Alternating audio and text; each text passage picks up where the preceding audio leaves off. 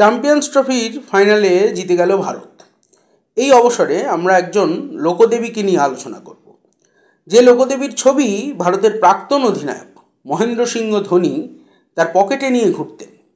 এবং শুধু পকেটে নিয়েই ঘুরতেন এই কারণে তার বিশ্বাস ছিল সেই দেবীর আশীর্বাদেই নাকি তিনি প্রত্যেকটি ম্যাচে, বিভিন্ন ম্যাচে জয়ের দিকে যাত্রা করেন, জয়ের অভিমুখে যাত্রা করেন এবং কঠিন পরিস্থিতিতে তার মাথা ঠান্ডা রাখতে সেই দেবীর আশীর্বাদ তাকে সহায়তা করে। তো সেই দেবী হচ্ছেন দেউড়ি দেবী। দেউড়ি দেবী মূলত ছোটনাগপুর মালভূমি এলাকার সিংভূম অঞ্চলে মুন্ডা সম্প্রদায়ের বা মুন্ডা জনজাতির মানুষের উপাস্য দেবী। তার মন্দিরটি এখন রয়েছে রাঁচিতে।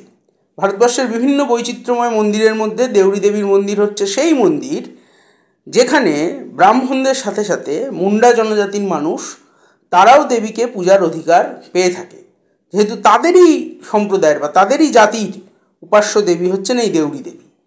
কোনো সন্দেহ নেই যে দেউড়ি দেবী তিনি মহাশক্তির বা মহাপ্রকৃতির একজন অংশ। তো দেউড়ি দেবী ষোড়শভুজা, অর্থাৎ 16টি হাত তার দেখতে পাওয়া যায়। এবং রাঁচি মন্দিরে যে দেউড়ি দেবীর প্রতিমাটি আছে সেটি প্রায় 3 ফুট অবধি লম্বা।